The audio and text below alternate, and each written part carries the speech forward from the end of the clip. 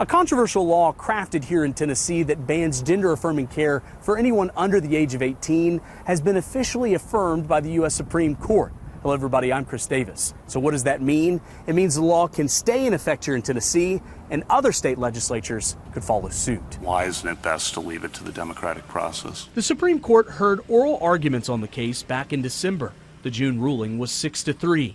Purely along party lines of the justices. I think these people really just don't understand how affirming healthcare is. Eli Givens was one of a handful that heard the Supreme Court argue this in person. That was my ticket. I was number 48. We met back up to discuss the impact this could have on the transgender community. I think people underestimate how important that is when you're not able to live authentically.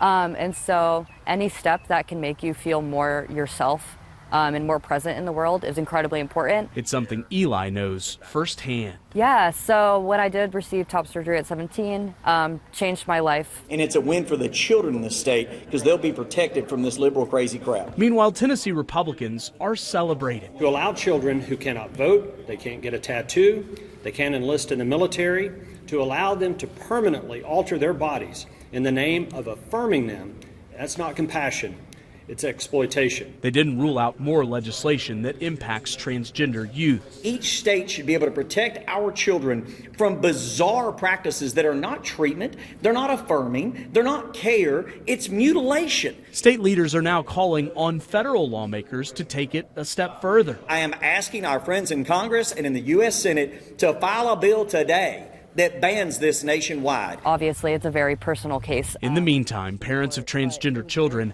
still seeking gender-affirming care will have to cross state lines. Community care is the only care we have now, since many of the courts and our nation are pretty much letting us down. With photojournalist Evan Crawford, Chris Davis, News Channel 5.